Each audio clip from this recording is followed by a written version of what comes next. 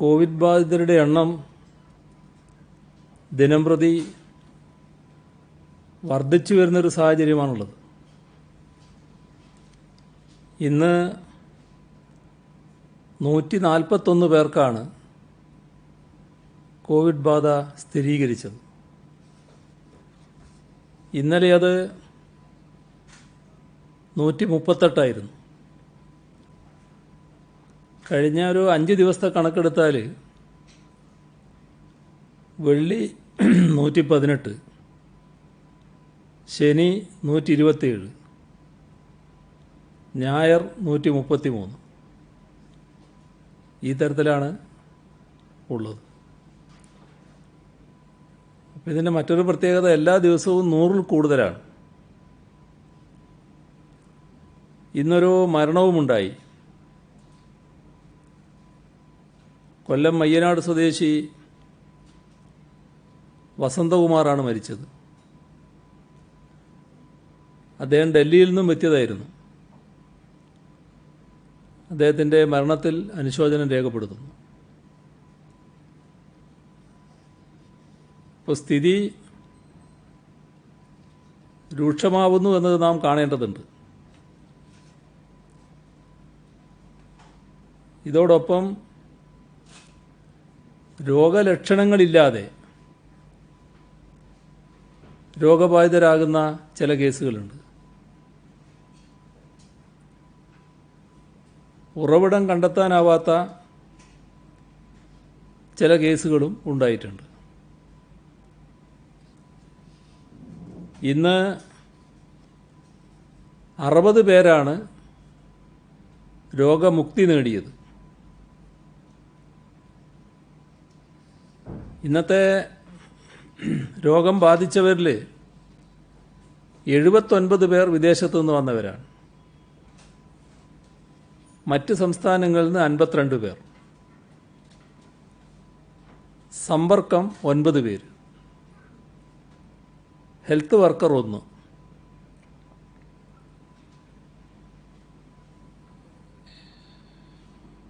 ഡൽഹി 16, തമിഴ്നാട് 14, മഹാരാഷ്ട്ര 9, പശ്ചിമ ബംഗാൾ, ഉത്തർപ്രദേശ്, കർണാടക, ഹരിയാന, ആന്ധ്രാപ്രദേശ് 2 വീതം.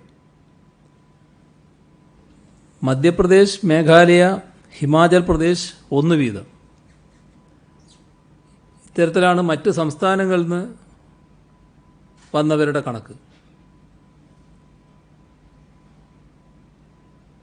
ജില്ലകളുടെ സ്ഥിതിയെടുത്താൽ പത്തനംതിട്ട, പാലക്കാട് 27 വീതം ആളുകളുണ്ട്. ആലപ്പുഴ 19, തൃശ്ശൂർ 14, എറണാകുളം 13, മലപ്പുറം 11, കോട്ടയം 8, കോഴിക്കോട്, കണ്ണൂർ 6 വീതം, തിരുവനന്തപുരം, കൊല്ലം 4 വീതം, വയനാട് 2. ഇതാണ് പോസിറ്റീവായവരുടെ ജില്ല തിരിച്ചുള്ള കണക്ക്. നെഗറ്റീവായവരുടെ ജില്ല തിരിച്ചുള്ളത് മലപ്പുറം 15, കോട്ടയം 12, തൃശ്ശൂർ 10, എറണാകുളം 6, പത്തനംതിട്ട 6, കൊല്ലം 4, തിരുവനന്തപുരം 3, വയനാട് 3, കണ്ണൂർ 1. 4473 സാമ്പിളുകളാണ് ഇന്ന് പരിശോധിച്ചത്. ഇതുവരെ 3451 പേർക്കാണ്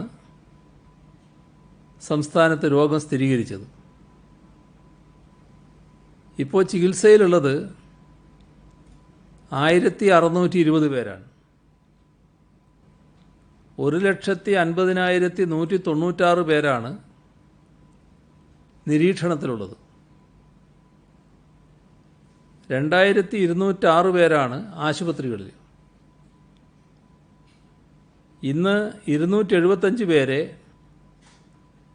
ആശുപത്രിയിൽ പ്രവേശിപ്പിച്ചു. ഇതുവരെ 1,44,649 സാമ്പിളുകളാണ് പരിശോധനയ്ക്ക് അയച്ചത്. 3,661 സാമ്പിളുകളുടെ പരിശോധനാ ഫലം വരാനുണ്ട്. ഇതുവരെ സെന്റിനൽ സർവൈലൻസിൻ്റെ ഭാഗമായി മുൻഗണനാ വിഭാഗത്തിൽപ്പെട്ട 39,518 സാമ്പിളുകളാണ് ശേഖരിച്ചത്. അതിൽ 38,551 നെഗറ്റീവായി. ഹോട്ട്സ്പോട്ടുകളുടെ എണ്ണം 111ആയി. 100-ൽ കൂടുതൽ രോഗികൾ ചികിത്സയിലുള്ളത് മലപ്പുറം 201, പാലക്കാട് 154, കൊല്ലം 150, എറണാകുളം 127, പത്തനംതിട്ട 126,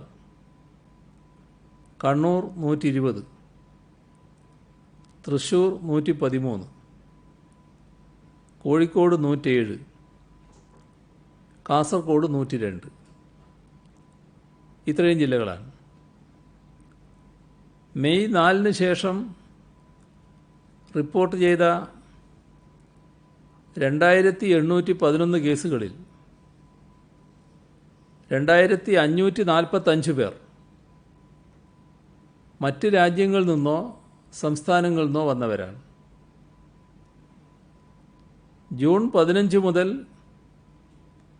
22 വരെയുള്ള വിവരങ്ങൾ വിശകലനം ചെയ്താൽ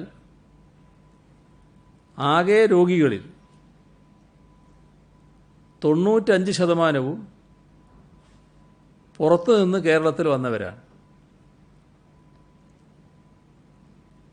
തിരുവനന്തപുരം ജില്ലയിൽ ഒരു കുടുംബത്തിലെ 4 പേർക്കുൾപ്പെടെ 8 പേർക്ക് സമ്പർക്കത്തിലൂടെ രോഗബാധയുണ്ടായി. കാസർഗോഡ്, കോഴിക്കോട് ജില്ലകളിൽ കഴിഞ്ഞ ഒരാഴ്ചയായി ആർക്കും സമ്പർക്കത്തിലൂടെ രോഗം ബാധിച്ചിട്ടില്ല. രോഗലക്ഷണങ്ങൾ പ്രകടമല്ലാത്ത അസിംറ്റമാറ്റിക് കേസുകൾ പലയിടത്തായി ഉണ്ടാകുന്നുണ്ട്. വിദഗ്ധർ പറയുന്നത് അതിൽ വലുതായി ആശങ്കപ്പെടേണ്ടതില്ല എന്നാണ്. കോവിഡ് പകർച്ചവ്യാധിയുടെ കാര്യത്തിൽ ലോകത്തെല്ലായിടത്തും 60% കേസുകളിലും രോഗലക്ഷണങ്ങൾ വളരെ ലഘുവോ അപ്രത്യക്ഷമോ ആണ്. 20% കേസുകളിൽ ലക്ഷണങ്ങൾ മിതമായ രീതിയിൽ കാണുന്നു. തീവ്രമായ തോതിൽ ലക്ഷണങ്ങൾ കാണിക്കുന്നത് ബാക്കി വരുന്ന 20% ആളുകളിലാണ്. അവരിൽ 5%-ൽ താഴെ പേരെയാണ് ICUവിൽ അഡ്മിറ്റ് ചെയ്യേണ്ടി വരുന്നത്. രോഗലക്ഷണങ്ങൾ പുറത്ത് കാണിക്കാത്തവരിൽ നിന്ന് രോഗപകർച്ചയ്ക്കുള്ള സാധ്യത താരതമ്യേന കുറവാണ് എന്നും പറയുന്നുണ്ട്. നമ്മുടെ സംസ്ഥാനത്ത് ഇത് സാരമായ ചില പ്രശ്നങ്ങൾ സൃഷ്ടിക്കാനിടയുണ്ട്. നാം ഇപ്പോൾ വീടിന് പുറത്തിറങ്ങുമ്പോഴാണ് മാസ്ക് ധരിക്കുന്നതും ശാരീരിക അകലം പാലിക്കുന്നതും. വീടുകളിൽ സാധാരണ പോലെയാണ്. അപ്പോൾ ഒരു കാര്യം, വൈറസ് ബാധിച്ച് രോഗലക്ഷണമില്ല, അങ്ങനെയുള്ളവർ വീട്ടിനകത്ത് പ്രായം ചെന്നവരിലേക്കും കുഞ്ഞുങ്ങളിലേക്കും രോഗം പടർത്താൻ സാധ്യതയുണ്ട്. ഇത് ഗൗരവമായി കാണണം. അപ്പോൾ പൊതുസ്ഥലങ്ങളിൽ ഉള്ളതുപോലെ തന്നെയുള്ള കരുതൽ വീട്ടിനകത്തും കുടുംബാംഗങ്ങളോട് ഇടപഴകുമ്പോഴും വേണ്ടതുണ്ട്. അതിലേറ്റവും പ്രത്യേകതയുള്ളത് വയോധികരും കുഞ്ഞുങ്ങളുമായി ഇടപെടുമ്പോഴാണ്. നമ്മളിൽ ആരും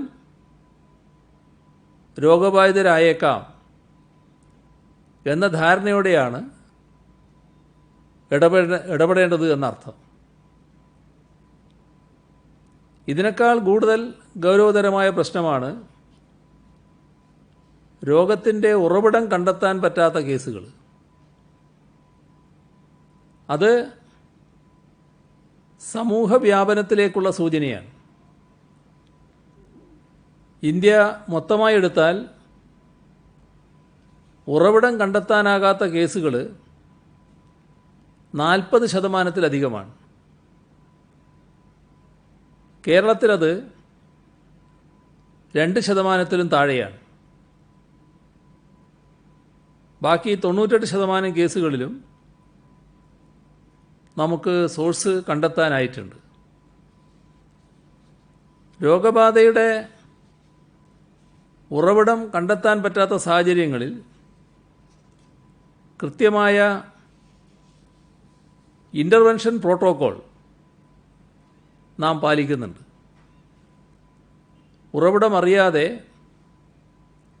രോഗബാധയുണ്ടായ സ്ഥലങ്ങളിൽ ക്ലസ്റ്ററുകൾ രൂപീകരിക്കുകയും സമൂഹ വ്യാപനത്തിന് കാരണമായിട്ടുണ്ടോ എന്ന് അന്വേഷിക്കുകയും ചെയ്യുന്നുണ്ട്. അത്തരം പ്രദേശങ്ങളെ കണ്ടെയ്ൻമെൻറ്റ് സോണുകളായി തിരിച്ച് സുരക്ഷാ നടപടികൾ സ്വീകരിക്കുന്നു. ഈ നടപടികളുടെ ഫലമായി ക്ലസ്റ്ററുകൾ ഉണ്ടാകുന്നതും അതുവഴി സമൂഹ വ്യാപനം സംഭവിക്കുന്നതും തടയാൻ ഇതേവരെ നമുക്ക് സാധിച്ചിട്ടുണ്ട്. അതിനർത്ഥം സമൂഹ വ്യാപന ഭീഷണി ഒഴിഞ്ഞുപോയി എന്നല്ല.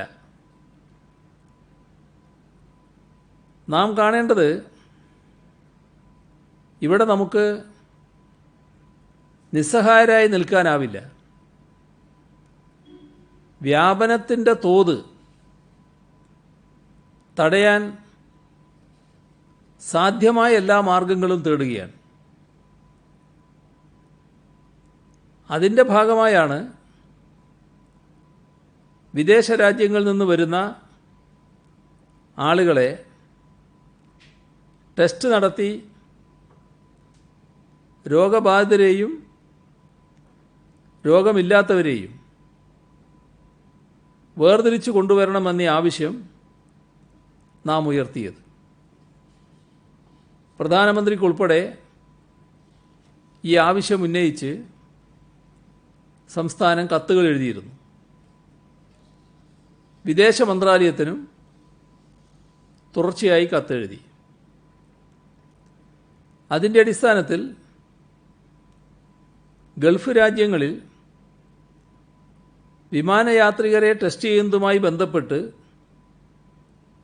വിദേശ മന്ത്രാലയം വിവിധ രാജ്യങ്ങളിലെ മിഷനുകളുമായി ബന്ധപ്പെട്ടിരുന്നു. അതിൻ്റെ വിശദാംശങ്ങൾ വിദേശ മന്ത്രാലയം സംസ്ഥാന ചീഫ് സെക്രട്ടറിയെ അറിയിച്ചിട്ടുണ്ട്. UAE ആണ് റാപ്പിഡ് ആൻറ്റിബോഡി ടെസ്റ്റ് നടത്തുന്നത്. ഖത്തറിൽ കഴിഞ്ഞ ദിവസം ഇവിടെ പറഞ്ഞതുപോലെ ഒരു പ്രത്യേക മൊബൈൽ ആപ്പ് ഉപയോഗിക്കുന്നുണ്ട്. ഈ ആപ്പിൽ ഗ്രീൻ സ്റ്റാറ്റസ് ഉള്ളവരെ മാത്രമേ യാത്ര ചെയ്യാൻ അനുവദിക്കൂ. കുവൈറ്റിൽ 2 ടെർമിനലുകൾ മാത്രമാണ് ഇപ്പോൾ ടെസ്റ്റ് ഉള്ളത്. അത് അവിടുത്തെ എയർലൈൻ കമ്പനികളുടെ ആവശ്യാനുസരണം കൂടുതൽ ടെർമിനലുകളിലേക്ക് വ്യാപിപ്പിക്കാനാവും എന്നാണ് വിദേശ മന്ത്രാലയം അറിയിക്കുന്നത്. ടെസ്റ്റ് ഒന്നിന് ഏതാണ്ട് 1000 രൂപയാണ് ചെലവ് വരിക. ഒമാനിൽ RT-PCR ടെസ്റ്റുകൾ മാത്രമാണുള്ളത്. സ്വകാര്യ ആശുപത്രികളെ എംബസി സമീപിച്ചിട്ടുണ്ട്. എന്നാൽ ജൂൺ 25-ന് ഇത് പ്രാവർത്തികമാക്കാൻ ബുദ്ധിമുട്ടുണ്ട് എന്നാണ് അറിയിച്ചിട്ടുള്ളത്. സൗദിയിലും റാപ്പിഡ് ആൻറ്റിബോഡി ടെസ്റ്റ് ചില സ്വകാര്യ ആശുപത്രികൾ നടത്തുന്നു. പക്ഷേ അത് ഗവൺമെൻറ് അംഗീകരിച്ചിട്ടില്ല. ബെറിനിൽ ഇതിന് പ്രയാസമുണ്ട് എന്നാണ് വിദേശ മന്ത്രാലയം അറിയിച്ചത്. വരുന്ന ആളുകളുടെ സുരക്ഷയിൽ നമുക്ക് വിട്ടുവീഴ്ച ചെയ്യാനാവില്ല. തിരിച്ചു വരാൻ ആഗ്രഹിക്കുന്ന മുഴുവൻ പേരെയും നാട്ടിലെത്തിക്കാൻ സർക്കാർ പ്രതിജ്ഞാബദ്ധമാണ്. ഇപ്പോൾ നാം പറഞ്ഞിട്ടുള്ളത് ജൂൺ 25 മുതൽ ചാർട്ടേഡ് ഫ്ലൈറ്റുകളും സ്വകാര്യ ഫ്ലൈറ്റുകളും വരുമ്പോൾ യാത്രക്കാർ ടെസ്റ്റ് ചെയ്തിരിക്കണമെന്നാണ്. യാത്രക്കിടയിൽ രോഗപ്പകർച്ച ഉണ്ടാകാൻ പാടില്ല. ഈ പശ്ചാത്തലത്തിൽ പ്രവാസികൾക്ക് പ്രയാസമില്ലാത്ത രീതിയിൽ എന്ത് ചെയ്യാനാകും എന്ന് കേന്ദ്ര ഗവൺമെൻറ്റുമായി ആലോചിക്കുകയാണ്. ഇക്കാര്യത്തിൽ ഉടനെ തന്നെ തീരുമാനമുണ്ടാകുമെന്നാണ് പ്രതീക്ഷിക്കുന്നത്. സംസ്ഥാനത്ത് ഇതുവരെ routine sample, augmented, Sentinel, pooled Sentinel, CBNAAT, Truenat എന്നീ വിഭാഗങ്ങളിലായി 1,92,000 സാമ്പിളുകൾ പരിശോധിച്ചിട്ടുണ്ട്. ഇതിൻ്റെ തോത് വർദ്ധിപ്പിക്കണമെന്നാണ് ആലോചിക്കുന്നത്. പരിശോധനാ കേന്ദ്രങ്ങളുടെ എണ്ണവും വർദ്ധിപ്പിക്കും. രോഗലക്ഷണമില്ലാത്തവരെ അടക്കം പരിശോധിച്ച് വൈറസ് വ്യാപനം തടയുകയാണ് ലക്ഷ്യം. കൂടുതൽ വിമാനങ്ങൾ എത്തുമ്പോൾ വിമാനത്താവളങ്ങളിൽ പരിശോധനയ്ക്ക് കൂടുതൽ ആളുകളെ നിയോഗിക്കും. സീനിയറായ IAS IPS ഉദ്യോഗസ്ഥർക്ക് വിമാനത്താവളങ്ങളിൽ ഈ ക്രമീകരണത്തിൻ്റെ ഏകോപന ചുമതല നൽകും. തിരുവനന്തപുരം, തൃശ്ശൂർ, മലപ്പുറം ജില്ലകളിൽ സമ്പർക്കത്തിലൂടെയുള്ള രോഗവ്യാപന നിരക്ക് ആപേക്ഷികമായി കൂടുതലാണ്. ഇവിടങ്ങളിൽ കർക്കശമായ നിയന്ത്രണ നടപടികൾ സ്വീകരിക്കും. തിരുവനന്തപുരത്ത് തുറന്നു പ്രവർത്തിക്കുന്ന സർക്കാർ ഓഫീസുകളുടെ എണ്ണം കൂടുതലായതുകൊണ്ട് നിരത്തുകളിൽ വലിയ തിരക്ക് അനുഭവപ്പെടുകയാണ്. മാർക്കറ്റുകളിലും മാളുകളിലും സാധാരണ പോലെ ആൾക്കൂട്ടമുണ്ടാകുന്നു.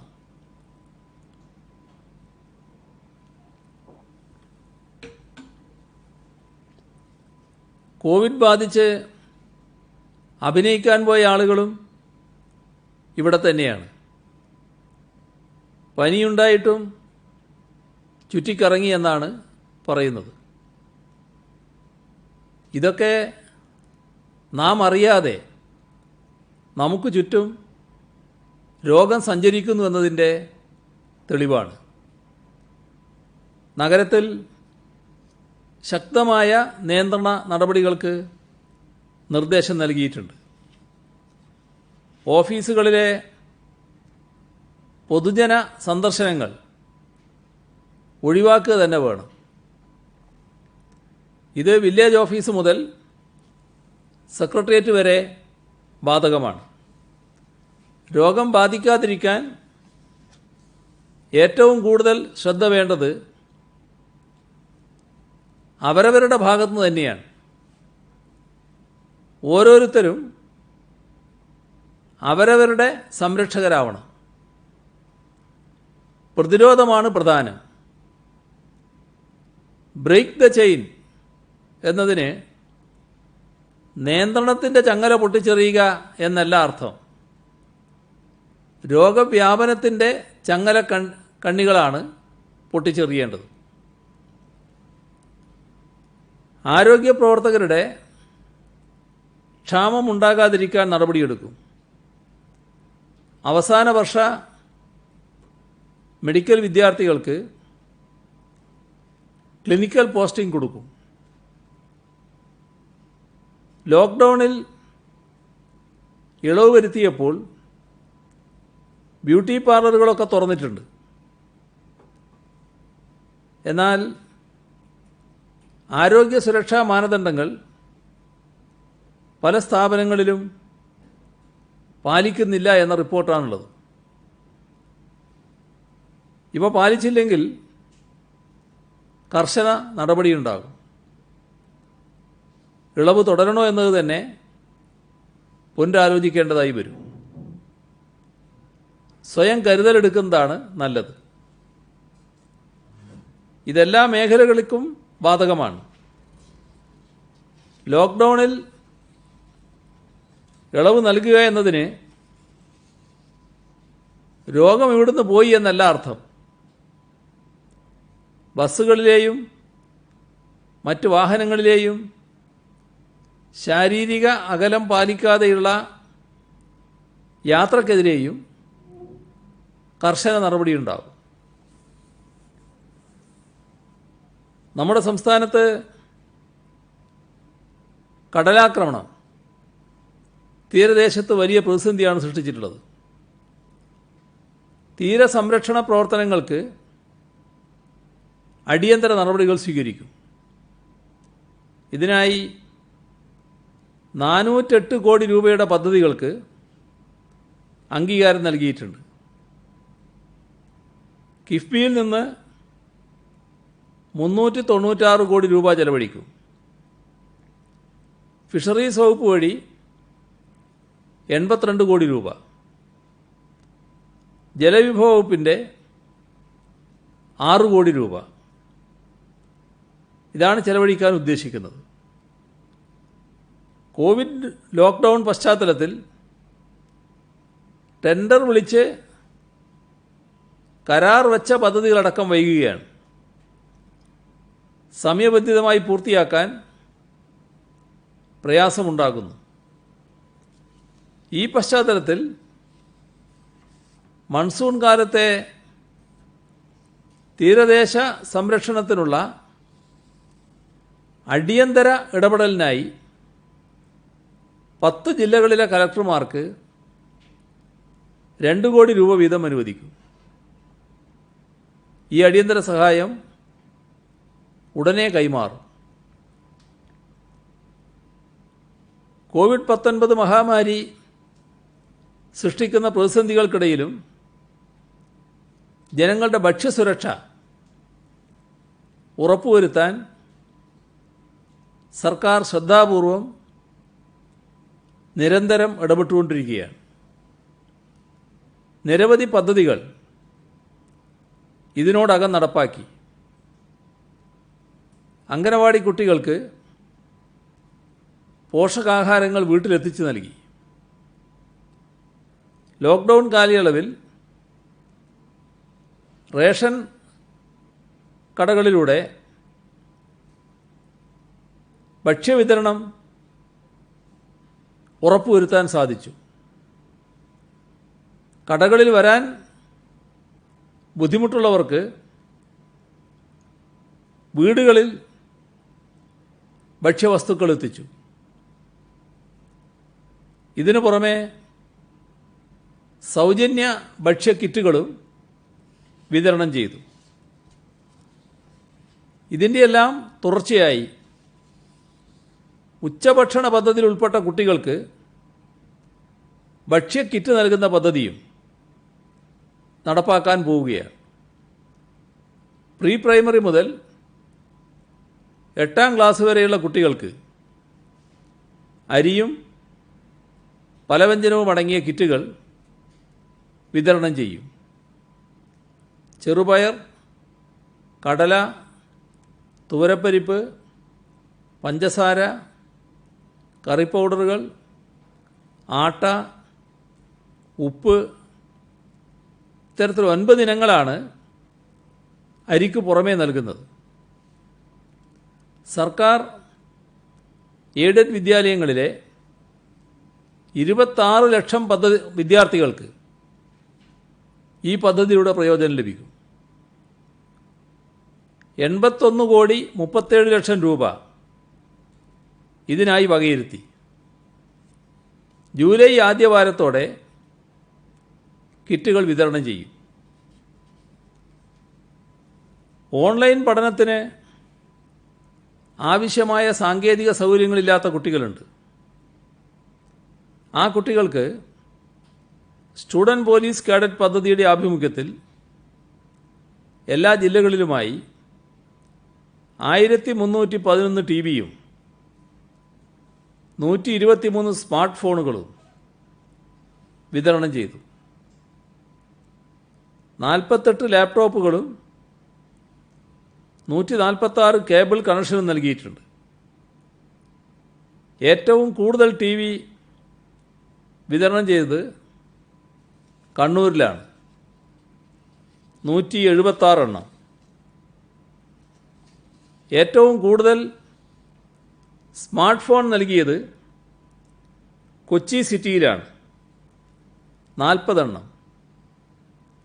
സ്പോൺസർമാരുടെയും താൽപ്പര്യമുള്ള മറ്റ് വ്യക്തികളുടെയും സഹായത്തോടെയാണ് ഇവ സംഭരിച്ച് നൽകിയത്.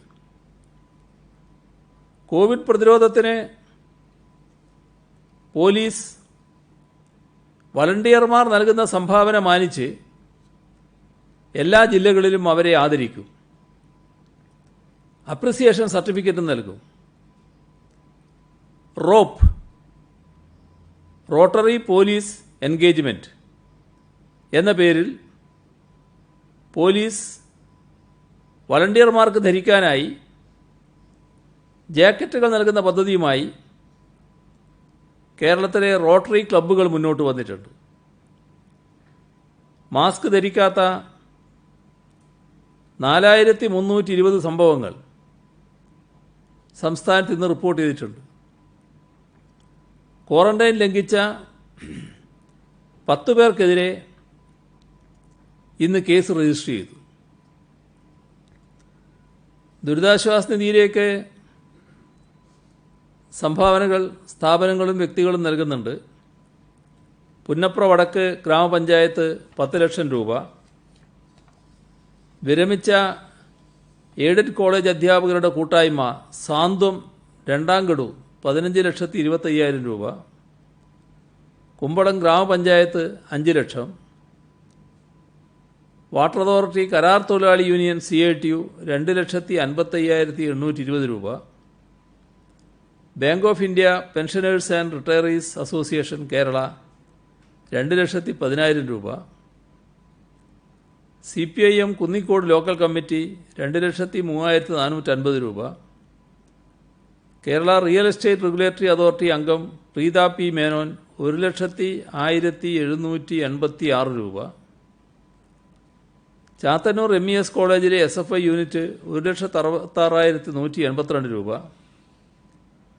Union bank retired officers association 1,37,000 രൂപ, ESI പെൻഷനേഴ്സ് അസോസിയേഷൻ 1,00,000 രൂപ. Kerala building and other construction workers welfare board employees union 1,50,000 രൂപ. കണ്ണൂർ ഗവൺമെൻറ് മെഡിക്കൽ കോളേജിലെ ഫാർമസി കോളേജ് പൂർവ്വ വിദ്യാർത്ഥി സംഘടന 1,01,000 രൂപ. House surgeons association Tripunithura government Ayurveda college 1,00,000 രൂപ. ഇത്രയാണ് ഇന്ന് പങ്കുവെക്കാനുള്ള വിവരങ്ങൾ.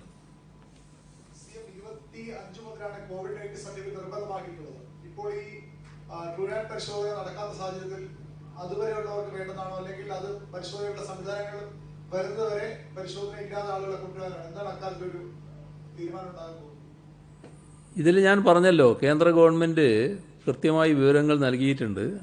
അതോടുകൂടി അവസാനിക്കുകയല്ല, തുറന്ന് ചർച്ചകൾ നടക്കുകയാണ്. അതിൻ്റെ ഭാഗമായി തീരുമാനമെടുക്കും. അപ്പോൾ അറിയിക്കുക എന്താണെന്നുള്ളത്.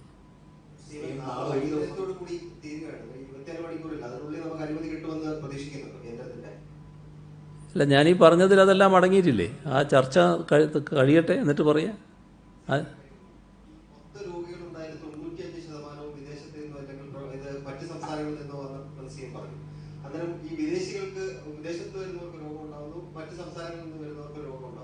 പ്രവാസികൾക്ക് മാത്രമായിട്ട് ഒരു നിയന്ത്രണത്തിന്റെ കാര്യമാണ്. കാരണം മഹാരാഷ്ട്ര, ചെന്നൈ അടക്കമുള്ള ആൾക്കാരിൽ കൂടുതൽ രോഗികളുണ്ടാകും. അവർക്ക് കൂടി ഒരു സർട്ടിഫിക്കറ്റ് നിർബന്ധമാക്കുന്നുണ്ട്. അല്ല, അവർ നമ്മുടെ രാജ്യത്തിൻ്റെ അകത്ത് നിന്ന് ഇങ്ങോട്ട് പല മാർഗങ്ങളിലൂടെ വരികയാണ്. അപ്പോൾ അവർ രോഗമില്ലാത്തവർ വരിക എന്നുള്ളതിനാണ് നമ്മളെപ്പോഴും താല്പര്യപ്പെടുന്നത്. പക്ഷെ അവർക്ക് വിവിധ മാർഗങ്ങളിലൂടെ വരാൻ കഴിയും. നമ്മൾ എത്ര വിചാരിച്ചാലും ചില മാർഗങ്ങളിലൂടെ അവർക്ക് എത്താൻ പറ്റും. ഈ പ്രവാസി പ്രശ്നം വീണ്ടും പ്രതിപക്ഷം സജീവമായി സമരത്തിലേക്ക് വന്നിട്ടുണ്ട്. അവർ പറയുന്ന അപ്രായോഗികമായ നിർദ്ദേശങ്ങൾ മുന്നോട്ട് വയ്ക്കുകയാണ്. നേരത്തെ നമ്മൾ ട്രൂനാറ്റ് പറഞ്ഞു, ഇപ്പൊ പല രാജ്യങ്ങളും അത് ഇല്ല എന്ന് പറയുന്നു. ഇപ്പൊ അടുത്ത രീതിയിലേക്ക് പോകുന്നു. ഇത് വേണ്ട എന്നുള്ള രീതിയിൽ തീരുമാനിച്ചു. അതിന്റെ അടിസ്ഥാനത്തിലാണ് ഈ ചില നിർദ്ദേശങ്ങൾ മുന്നോട്ട് വയ്ക്കുന്നതെന്നാണ് പ്രതിപക്ഷ നേതാവ് ഉൾപ്പെടെയുള്ള കോൺഗ്രസ് നേതാക്കളൊക്കെ പറയുന്നത്. അവർ സമരത്തിലേക്കും നീങ്ങി കഴിഞ്ഞു. ഞങ്ങൾ ആവർത്തിച്ച് പറയുന്നൊരു കാര്യമുണ്ടല്ലോ, അവർ എല്ലാവരും വരുമെന്നുള്ളത്. ആ വരാനുള്ള നടപടികളാണല്ലോ എടുത്തുകൊണ്ടിരിക്കുന്നത്. വരുമ്പോൾ ചില ക്രമീകരണങ്ങൾ ഉണ്ടാക്കണമെന്ന് മാത്രം. അതിനുള്ള ചർച്ചകളാണ് നടന്നുകൊണ്ടിരിക്കുന്നത്. മറ്റത് പ്രത്യേകമായി ആളുകളെ തെറ്റിദ്ധരിപ്പിക്കാൻ ഉന്നയിക്കുന്ന വാദഗതികൾ മാത്രമാണ്. കേന്ദ്ര സർക്കാർ ഈ നെഗറ്റീവ് സർട്ടിഫിക്കറ്റ് നിർബന്ധം പറയുന്നില്ല. സംസ്ഥാന സർക്കാർ നിർബന്ധം പറഞ്ഞ കാരണങ്ങൾ നേരത്തെ പറഞ്ഞാണ്. ഈ പ്രത്യേക സാഹചര്യത്തിൽ അനുമതി കിട്ടാനുള്ള ഒരു പ്രശ്നത്തിന്റെ സാഹചര്യത്തിൽ നമ്മുടെ തീരുമാനം മാറ്റി സർട്ടിഫിക്കറ്റ് വേണ്ട നിലപാടിലേക്ക് പോകുന്നുണ്ടോ? രണ്ടാമത്തെ കാര്യം, പോസിറ്റീവ് രോഗികളെ മാത്രം കൊണ്ടുവരുന്ന പ്രത്യേക വിമാനം ഏർപ്പാടാക്കുന്നത് സംബന്ധിച്ച് തീരുമാനങ്ങളുണ്ട്. അല്ല, അതൊരു വേറൊരു വഴി മാത്രമാണ്. സാധാരണ നിലക്ക് രോഗികൾ യാത്ര ചെയ്യാൻ താല്പര്യപ്പെടില്ല, അവിടെ ചികിത്സിക്കാനല്ലേ നോക്കുക. അങ്ങനെ വരാൻ താല്പര്യപ്പെടുന്നവരുണ്ടെങ്കിൽ അത് മറ്റ് രോഗമില്ലാത്തവരുടെ കൂടെയാകരുതെന്നാണ് നമ്മൾ പറഞ്ഞ കാര്യം. അതും മറ്റതുമായിട്ട് കൂട്ടിക്കലർത്തേണ്ടതായിട്ടില്ല. ഈ തിരുവനന്തപുരത്തടക്കം രോഗബാധ കൂടുകയാണ്. സർക്കാർ ഓഫീസുകളിൽ ഗർഭിണികൾക്ക് ജോലി ചെയ്യുന്ന കാര്യത്തിൽ ഒരു ഉത്തരവിറക്കി. 7 മാസത്തിന് മുകളിൽ ഗർഭാവസ്ഥയിലുള്ളവരാണ് സർക്കാർ ഓഫീസിലേക്ക് വരണം എന്ന് പറയുന്നത്. കേന്ദ്ര സർക്കാരാണെങ്കിൽ പ്രഗ്നന്റ് മാത്രമേ പറയുന്നുള്ളൂ. ഇപ്പൊ 7 മാസത്തിന് മുമ്പുള്ള 5 മാസം 6 മാസമുള്ള ഗർഭിണികൾ ജോലിക്ക് എത്തണമെന്നാണോ? അത് രോഗം ബാധിക്കാനുള്ള സാധ്യത ഉണ്ടാവില്ല. രോഗം ബാധിക്കുക എന്ന് പറയുന്നത് എല്ലാവർക്കും ബാധിക്കാൻ സാധ്യതയുള്ളതാണല്ലോ. അതിനുള്ള ക്രമീകരണങ്ങളാണ് നമ്മൾ കഴിയാവുന്നത്ര ഉറപ്പുവരുത്താൻ നോക്കുന്നത്, വരാതിരിക്കാനുള്ള ക്രമീകരണങ്ങൾ. ഈ പറയുന്ന പ്രത്യേക പ്രശ്നം ഏതെങ്കിലും തരത്തിൽ ബാധിക്കുന്നുണ്ടെങ്കിൽ നമുക്കതിൻ്റെ വിദഗ്ധ സമിതിയുമായി പരിശോധിക്കാം. ഈ ടെസ്റ്റുമായി ബന്ധപ്പെട്ട് ഒരു ആശയക്കുഴപ്പത്തിലുള്ളത് ഇപ്പോൾ ടെസ്റ്റിന്റെ സമയമുള്ള തീരുമാനമെടുക്കാൻ, പക്ഷേ ടെസ്റ്റ് വേണമെന്ന നിലപാടിൽ സംസ്ഥാന സർക്കാർ ഉറച്ചു നിൽക്കുകയും ചെയ്യുന്നു. അപ്പൊ ഇക്കാര്യത്തിൽ ഉടൻ ഒരു ആ തീരുമാനത്തിൽ പിന്നോട്ട് പോകാനുള്ള എന്തെങ്കിലും സാധ്യതയുണ്ടോ ഈ കേന്ദ്രത്തിൽ നിർദ്ദേശം വരുമ്പോൾ? കേന്ദ്ര ഗവൺമെൻറ് ഇപ്പോൾ വ്യക്തമാക്കിയതിൽ ഒരു കാര്യം വ്യക്തമായല്ലോ. ഇപ്പോൾ എല്ലാവരും പറഞ്ഞിരുന്നത് കുവൈറ്റ് എന്ന് പറയുന്ന രാജ്യത്ത് യാതൊരു ടെസ്റ്റും നടക്കില്ല എന്നാണല്ലോ. ഇപ്പോൾ കേന്ദ്ര ഗവൺമെൻറ് പറഞ്ഞത് കേട്ടില്ലേ? കുവൈറ്റിൽ ടെസ്റ്റ് നടക്കുന്നുണ്ട്, അവിടെയുള്ളവർക്ക് മാത്രമാണ്. അത് മറ്റ് എയർലൈൻസുകളുടെ അപേക്ഷയുണ്ടായാൽ അവർക്കൊന്നും നൽകാൻ അവർ സന്നദ്ധമാണ് എന്ന് പറഞ്ഞില്ലേ? അപ്പോൾ നല്ല രീതിയിൽ കാര്യങ്ങൾ പുരോഗമിക്കുന്നുണ്ട്. നമുക്ക് നോക്കാം ചർച്ചയുടെ ഫലം എന്താണെന്നുള്ളത്. വരുന്നവർക്ക് മാത്രം മതിയോ പരിശോധന സർട്ടിഫിക്കറ്റ്, അതോ മറ്റ് രാജ്യങ്ങളിൽ നിന്ന്, യൂറോപ്പ് അടക്കമുള്ള സ്ഥലങ്ങളിൽ നിന്ന് വരുന്നവർക്ക് സർട്ടിഫിക്കറ്റ് നിർബന്ധമാണോ? മറ്റ് രാജ്യങ്ങളിൽ നിന്ന് വരുന്നവർ സാധാരണഗതിയിൽ ഇത്തരം ഒരു നിലപാട് സ്വീകരിക്കണം. അത് തന്നെയാണ് ഞങ്ങൾ പറഞ്ഞിട്ടുള്ളത്. മിഷനിൽ വന്ദേ ഭാരത് മിഷനിൽ നിന്ന് അമേരിക്കയിൽ നിന്നുള്ള വിമാനങ്ങൾ ഇപ്പോൾ അവരെ ഒഴിവാക്കിയിരിക്കുകയാണ്. നേരത്തെ ഈ ജൂലൈ 1-നും 8-നൊക്കെ ചിക്കാഗോയിൽ നിന്നൊക്കെ കൊച്ചിയിലേക്ക് വിമാനം ചാർട്ട് ചെയ്തതാണ്. ഇപ്പോൾ അത് കേന്ദ്ര സർക്കാർ അമേരിക്ക അങ്ങനെ അനുമതി നൽകുന്നില്ല എന്ന് പിന്മാറിയിരിക്കുകയാണ്.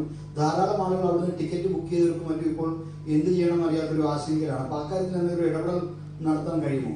ഇത് നേരത്തെ ഇടപെട്ട കാര്യമാണല്ലോ. നേരത്തെ ഇന്ത്യ ഗവൺമെൻറ് മറ്റ് പ്രധാന നഗരങ്ങളിൽ വിമാനം നേരിട്ട് കൊണ്ടുവരുമ്പോൾ നമ്മൾ അവരോട് ആവശ്യപ്പെട്ടതാണ് അതങ്ങനെ വരുന്ന വിമാനം അത് ഇവിടത്തേക്ക് കൂടി നീട്ടണമെന്നുള്ളത്.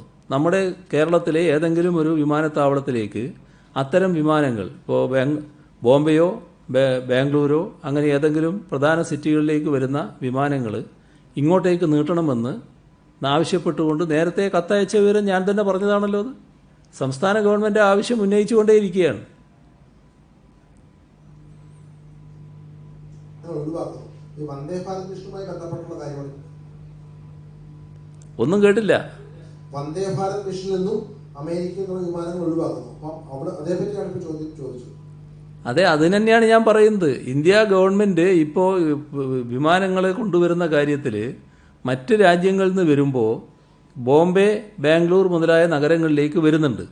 ആ വിമാനങ്ങൾ കേരളത്തിലേക്ക് കൂടി എക്സ്റ്റെൻഡ് ചെയ്യുന്ന തരത്തിൽ അവരുടെ പ്രോഗ്രാം ഷെഡ്യൂൾ ചെയ്താൽ അതിനകത്ത് മലയാളികളായിട്ടുള്ളവർക്ക് വരാൻ സൗകര്യമാവും. അതാണ് നമ്മൾ നേരത്തെ ആവശ്യപ്പെട്ടത്. ആ കാര്യമാണ് ഞാൻ നേരത്തെ വ്യക്തമാക്കിയത്.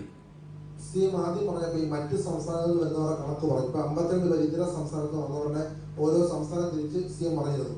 ഇതുപോലെ ഇപ്പൊ തമിഴ്നാട് അവരുടെ കണക്ക് പറയുമ്പോൾ അവർ പ്രഖ്യാപിക്കുമ്പോൾ കേരളത്തിൽ നിന്നും അവിടേക്ക് ചെന്ന 60 പേർക്ക് കോവിഡ് സ്ഥിരീകരിച്ചായിട്ട് തമിഴ്നാട് ഒഫീഷ്യലായിട്ട് പ്രഖ്യാപിക്കുന്നുണ്ട്. പക്ഷെ നമ്മളത് ഇതുവരെയും ഇവിടെ പറഞ്ഞു കാണുന്നില്ല. അത് ഞങ്ങൾക്ക് അതിനെപ്പറ്റി കൃത്യമായ വിവരമില്ല, അതുകൊണ്ടാണ് പറയാത്തത്. സിഎം ഈ കഴിഞ്ഞ ദിവസങ്ങളിലൊക്കെ ഈ കോവിഡിനിടയിൽ വലിയ വിവാദമുണ്ടായപ്പോൾ അങ്ങുൾപ്പെടെ ഇടപെട്ട് സംസാരിച്ചാണ് KPCC അധ്യക്ഷന്റെ ഒരു വിവാദ പരാമർശം. അതിനെതിരെ ഇപ്പോൾ പ്രതിപക്ഷ നേതാവ് മുൻ മുഖ്യമന്ത്രി ഉൾപ്പെടെയുള്ള കോൺഗ്രസ് നേതാക്കളൊക്കെ തിരിച്ചു വാർത്താ സമ്മേളനം നടത്തുമ്പോൾ പറയുന്നത് അങ്ങ് പല കാലങ്ങളായി ഉപയോഗിച്ച ചില പ്രയോഗങ്ങളൊക്കെ എടുത്തുകൊണ്ട് അതൊക്കെ ഇന്ന ദിവസം ഇത് ഇന്നയാൾക്ക് എന്നത് പറഞ്ഞു. അപ്പൊ ഏറ്റവും കൂടുതൽ ഇത്തരത്തിലുള്ള പ്രയോഗങ്ങൾ നടത്തിയത് അങ്ങാണ് കേരള രാഷ്ട്രീയത്തിൽ എന്നുള്ള രീതിയിലാണ് രമേശ് ചെന്നിത്തല അടക്കമുള്ളവർ പറഞ്ഞത്. മുല്ലപ്പള്ളി പറയുന്ന വലിയ രീതിയിൽ അത് അങ്ങ് ഒരു രാഷ്ട്രീയമായി അവതരിപ്പിച്ചു എന്നുള്ളൊരു ആരോപണം കൂടി ഇക്കാലത്ത് പ്രതിപക്ഷ നേതാക്കൾ ഒന്നടങ്കം ഉന്നയിച്ചു. മുല്ലപ്പള്ളി പറഞ്ഞതിനോട് എന്താണ് നില എന്നുള്ളത് വ്യക്തമാക്കേണ്ടത്. അത് കോൺഗ്രസിൻ്റെ തന്നെ ശുദ്ധ വാക്കുകളാണെന്നല്ലേ പ്രതിപക്ഷ നേതാവ് പറഞ്ഞത്. കോൺഗ്രസിൻ്റെ വാക്കുകൾ അദ്ദേഹം പറഞ്ഞു എന്നാണല്ലോ പറഞ്ഞത്. കോൺഗ്രസ് ആ രീതിയിൽ എത്തിയെന്നാണോ നമ്മൾ മനസ്സിലാക്കേണ്ടത്? ഈ തരത്തിൽ അവമാനകരമായ വാക്കുകൾ ഉപയോഗിക്കുന്ന അവസ്ഥയിലേക്ക് അതല്ലേ ആലോചിക്കേണ്ട കാര്യം.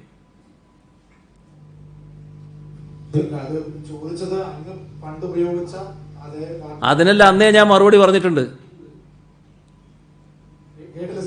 അതിനൊക്കെ അന്നേ ഞാൻ മറുപടി പറഞ്ഞിട്ടുണ്ട്.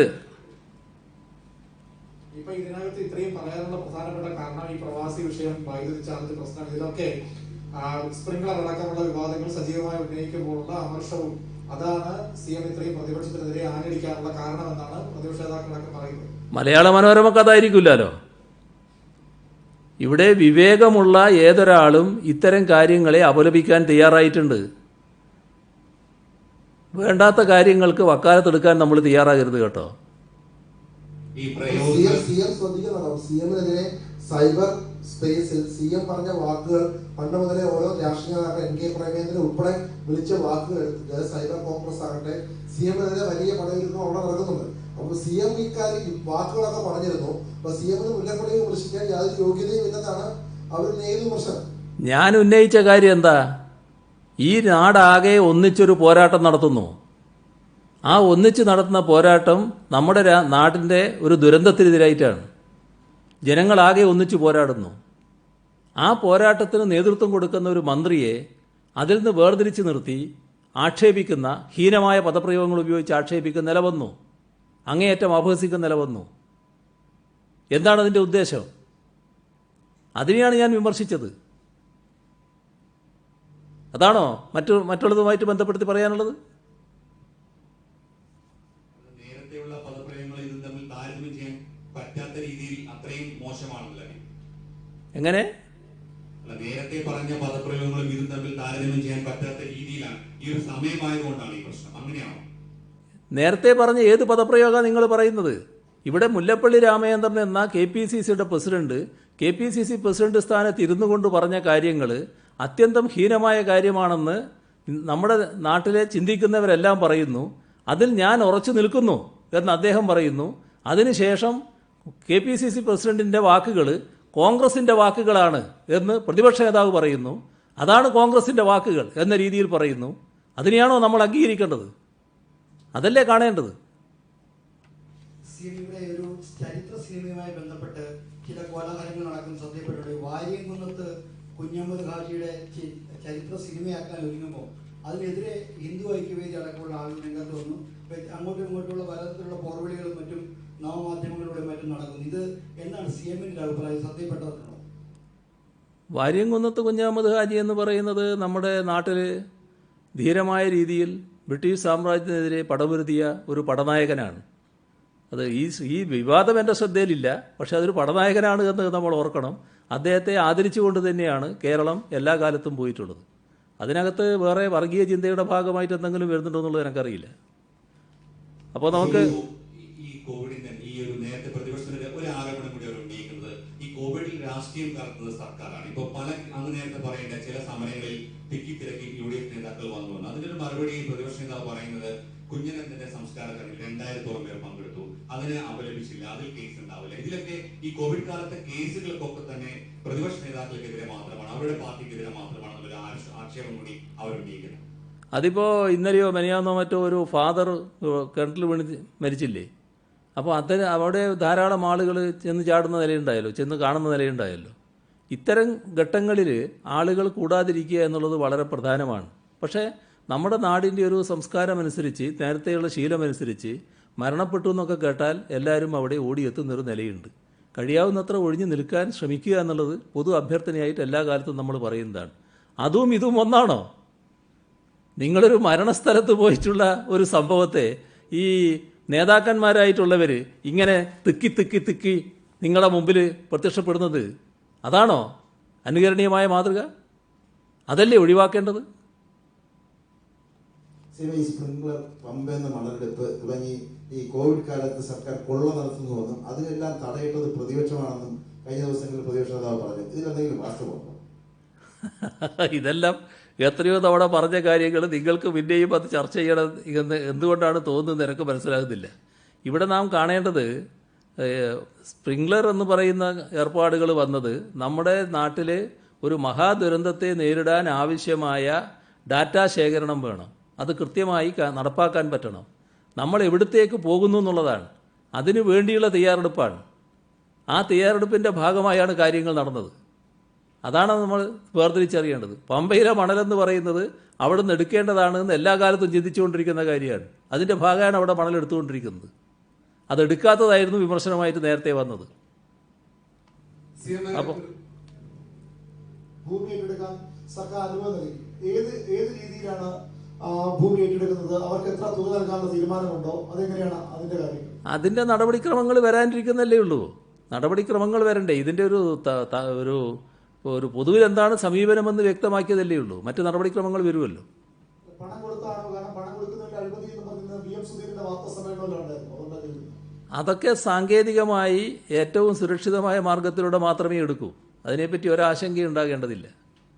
ആരോഗ്യമന്ത്രി എന്ന UN ആദരിക്കുന്നുണ്ട്. CM-ന്റെ ശ്രദ്ധയിൽപ്പെട്ടായിരുന്നു അത്തരമൊരു UN ഒരു പരിപാടിയിൽ പങ്കെടുക്കാൻ വേണ്ടിയാണ് അവരിന്ന് ഈ പരിപാടി ഇപ്പോൾ ഇല്ലാത്തത്. ആ പരിപാടി ഒരു വെബിനാർ നടന്നുകൊണ്ടിരിക്കുകയാണ്. അതിൻ്റെ ഭാഗമായിട്ടാണ് ഇല്ലാത്തത്. അതിനെപ്പറ്റി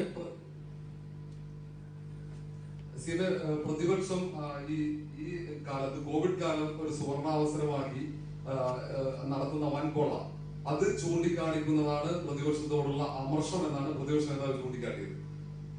അത് അവരവർ പഠിച്ചതല്ലേ അവരവർക്ക് പാടാൻ പറ്റൂ. ഇതുപോലൊരു അവസരം കിട്ടിയിട്ട് എന്തൊരു തരത്തിലായിരുന്നു ഞങ്ങൾ പെരുമാറുക എന്ന് ചിന്തിക്കുന്നവർക്ക് അങ്ങനെയേ ചിന്തിക്കാൻ പറ്റൂ.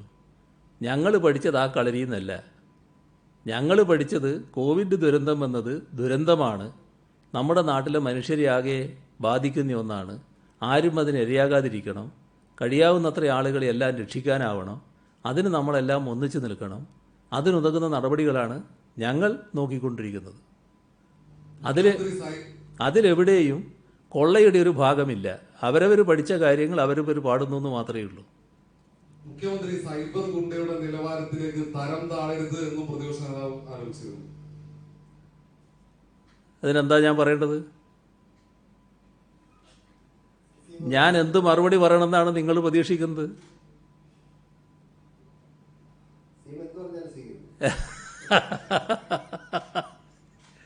അതൊക്കെയാണ് ഞാൻ പറഞ്ഞത്. അതൊക്കെ പറയുന്ന ആളുകൾ ചിന്തിച്ചോളുക എന്നുള്ളത് മാത്രമേ ഉള്ളൂ. നിങ്ങളും ആലോചിക്കണം എന്തൊക്കെ പറയണം എന്നുള്ളത്. ശരി, നമുക്കിവിടെ നിർത്താം.